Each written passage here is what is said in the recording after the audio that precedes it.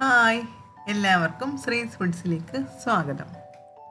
നമ്മളിപ്പോൾ ഇവിടെ എന്താ കാണുന്നത്? നല്ല പഴംപൊരി അഥവാ ഏത്തയ്ക്കാപ്പം. ഞങ്ങളുടെ ഇവിടെയൊക്കെ ഏത്തയ്ക്കാപ്പം എന്ന് പറയാറുണ്ട്.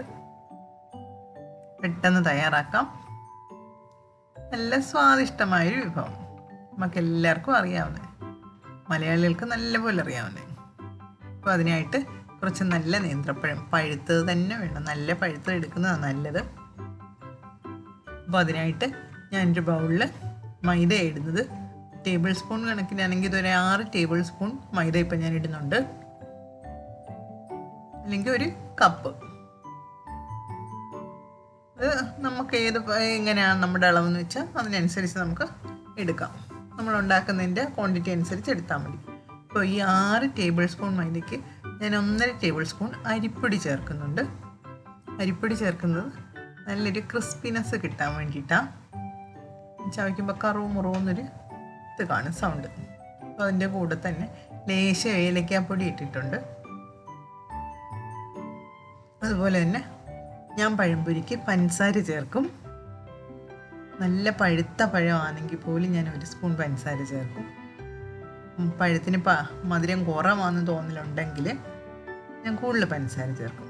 അതുപോലെ നിറത്തിന് വേണ്ടിയിട്ട് നമ്മളിപ്പോൾ ഇച്ചിരി മഞ്ഞൾപ്പൊടിയും കൂടെ ചേർത്തിട്ടുണ്ട്. ഒരു നുള്ളു ഉപ്പൂടെ ചേർത്ത് ഇത് സാവകാശം ആവശ്യത്തിന് വെള്ളം ഒഴിച്ച് നമുക്ക് കുഴച്ചെടുക്കാം. സാധാ വെള്ളത്തിലാണ് കുഴക്കുന്നത്, റൂം ടെമ്പറേച്ചറിലുള്ള വെള്ളത്തിൽ. അപ്പോൾ ഇതിന് ഞാൻ സോഡാപ്പൊടി അങ്ങനെയുള്ള കാര്യങ്ങളൊന്നും ചേർക്കുന്നില്ല.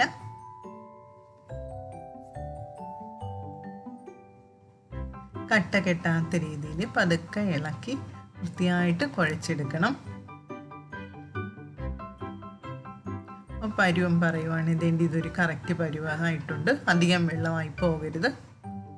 നമ്മൾ സ്പൂണിൽ നിന്ന് മാവ് കോരി ഒഴിക്കുമ്പോൾ തുടരെ തന്നെ വീഴണം. ഇറ്റിറ്റ് വീഴാതെ കണ്ടിന്യൂസ്ലി ഒരു ഫ്ലോയിൽ കിട്ടണം. അപ്പോൾ ഇനി നമുക്ക് പഴമൊന്ന് മുറിച്ചെടുക്കാം. ഇഷ്ടമുള്ള രീതിയിൽ നമുക്ക് പഴംപൊരിക്ക് പഴം മുറിച്ചെടുക്കാം. ഇപ്പം ഞാനിവിടെ സാധാരണ നമ്മൾ കടയിലൊക്കെ കാണുന്നത് പോലെ നീളത്തിൽ തന്നെ മുറിക്കുക. പഴത്തിന് അത്യാവശ്യം കട്ടി വേണം. ഒരു പഴം മൊത്തവും കൂടെ ഒന്നും ഇടുന്നില്ല. ഒരു പഴം 3ആയിട്ടെങ്കിലും മുറിക്കുന്ന രീതിയിൽ മുറിക്കുന്നുണ്ട്. അതുപോലെ പഴത്തിനും ലേശം കട്ടി കിട്ടും, കനം കാണും.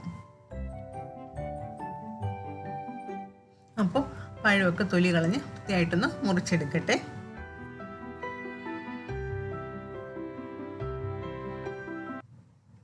ചായ തിളയ്ക്കുന്ന നേരം കൊണ്ട് നമുക്ക് പെട്ടെന്ന് ഉണ്ടാക്കാം.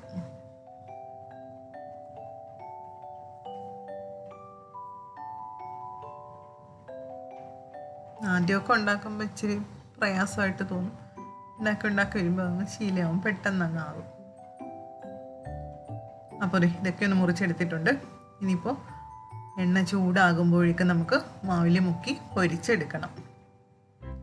അതാണ് നമ്മുടെ അടുത്ത പരിപാടി.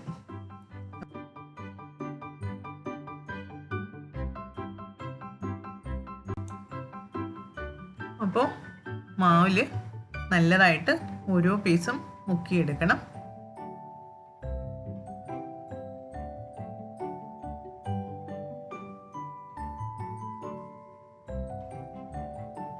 സ്പൂൺ കൊണ്ട് മുക്കിയിടുവോ അല്ലെ കൈ കൊണ്ട് കോരിയിടുകയോ ചെയ്യാം.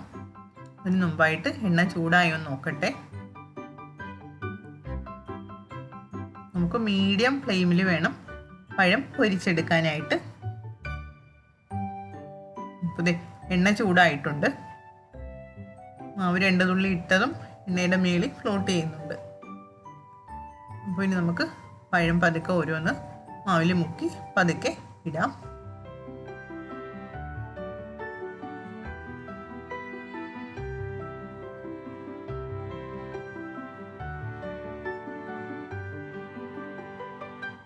അഥവാ മാവും പഴത്തിൽ നല്ല രീതിയിൽ പറ്റിയില്ല എന്ന് തോന്നുന്നുണ്ടെങ്കിൽ സ്പൂൺ കൊണ്ട് ഇച്ചിരി അതിൻ്റെ മുകളിലൊന്ന് തൂത്ത് കൊടുത്താലും മതി. അധികം വരുന്ന മാവ് പാത്രത്തിൻ്റെ അറ്റത്തോട്ട് തന്നെ തൂത്ത് കളഞ്ഞിട്ട് നമുക്ക് എണ്ണയിലോട്ട് ഇടാം. ഇത് 3 എണ്ണം കൊള്ളും, അത് മതി. ഒരു സൈഡ് മുരിഞ്ഞ് വരുമ്പോഴേക്കും നമുക്ക് പതുക്കെ അത് മറിച്ചിട്ട് കൊടുക്കാം. അഥവാ പഴം ഒട്ടിയതായിട്ടൊക്കെ തോന്നുവാണെങ്കിലും കുഴപ്പമില്ല, അത് ശരിയായി വന്നോളും. ഇളകി മാറി ഓരോന്നായിട്ട് തന്നെ കിട്ടിക്കോളും.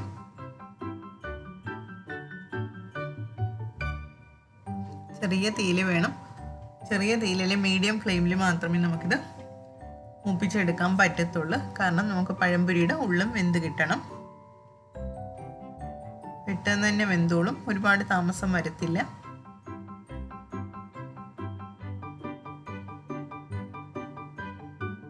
പഴംപൊരി എടുക്കുന്നതിന് തൊട്ട് മുമ്പായിട്ട് നമുക്ക് ഫ്ലെയിം ഒന്ന് കൂട്ടി വെക്കാം. അങ്ങനെ കൂട്ടി വെക്കുമ്പോൾ പെട്ടെന്ന് തന്നെ എണ്ണ പിടിക്കാതെ നമുക്ക് പഴംപൊരി കോരിങ്ങി എടുക്കാൻ സാധിക്കും.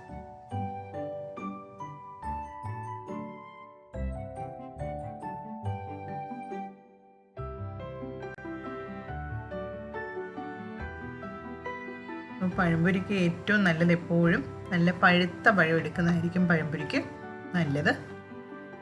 അതുപോലെ പഞ്ചസാര കൂടുതൽ ചേർക്കരുത്. കൂടുതൽ ചേർത്ത് കഴിഞ്ഞാൽ നമ്മൾ പഴം പൊരിച്ചെടുക്കുമ്പോൾ അതിൻ്റെ കളറ് പെട്ടെന്ന് ബ്രൗൺ കളറാവാനുള്ള സാധ്യതയുണ്ട്, ഷുഗർ കാരമലൈസ് ആകുന്നതിൻ്റെ കാര്യം കൊണ്ട്.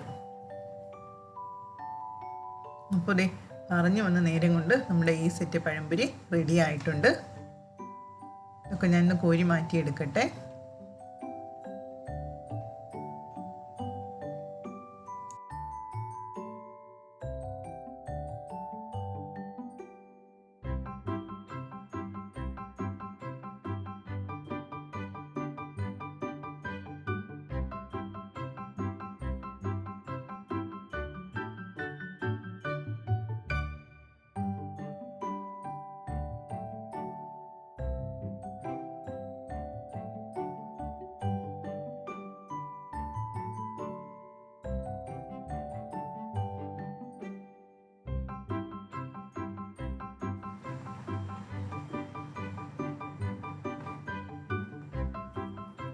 നല്ല മഞ്ഞ കളറും ഒക്കെ ഉണ്ട്, കുഴപ്പമില്ല, നല്ലതായിട്ട് കിട്ടിയിട്ടുണ്ട്.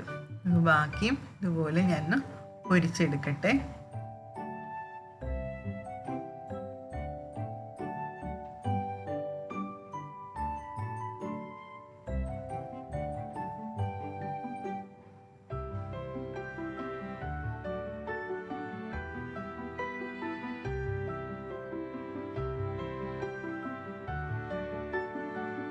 അതിനിടയ്ക്ക് എൻ്റെ ചാനൽ ഇഷ്ടപ്പെടുകയാണെങ്കിൽ ഷെയർ ചെയ്യാനും ലൈക്ക് ചെയ്യാനും സബ്സ്ക്രൈബ് ചെയ്യാനും മറന്നു പോകരുത്. ഇതുവരെയും സബ്സ്ക്രൈബ് ചെയ്യാത്തവരാണെങ്കിൽ, ആദ്യമായിട്ടാണ് കാണുന്നതെങ്കിൽ എൻ്റെ ചാനലൊന്ന് സബ്സ്ക്രൈബ് ചെയ്തേക്കണേ. അതുപോലെ അതിൻ്റെ കൂടെയുള്ള ബെല്ലൈക്കണും കൂടെ പ്രസ് ചെയ്യണം. അന്നേരം ഞാൻ തുടരെ ഇടുന്ന നോട്ടിഫിക്കേഷൻസ് നിങ്ങൾക്ക് ലഭിക്കും. എൻ്റെ തുടരെയുള്ള വീഡിയോകളുടെ നോട്ടിഫിക്കേഷൻസ്. അപ്പോൾ ഈ പഴംപൊരിയും ശരിയായി വരുന്നുണ്ട്. നമ്മൾ സോഡാപ്പൊടി ഒന്നും ചേർത്തിട്ടില്ലെങ്കിൽ പോലും പഴംപൊരിയൊക്കെ നല്ലതായിട്ട് വരുന്നുണ്ട്. ഇത് അരിപ്പൊടിയും കൂടെ ഒക്കെ ചേർത്തിട്ടുള്ളതുകൊണ്ട് ക്രിസ്പായിട്ട് കിട്ടുന്നതാണ്. അരിപ്പൊടി കൂടിപ്പോകല്ലേ, ഞാൻ അങ്ങനെയാണ് ചേർക്കുന്നത്. ഒരു 1.5 സ്പൂൺ അരിപ്പൊടി അത്രയൊക്കെ ചേർക്കത്തുള്ളൂ.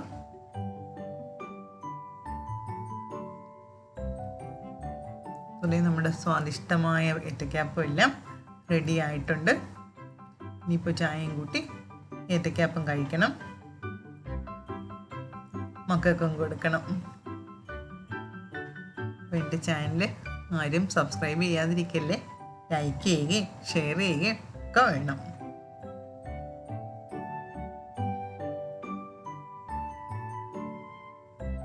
അപ്പോൾ ഇനി വീണ്ടും അടുത്ത ഒരു വീഡിയോയുമായിട്ട് വരുന്നിടം വരേക്കും എല്ലാവർക്കും നന്ദി, നമസ്കാരം.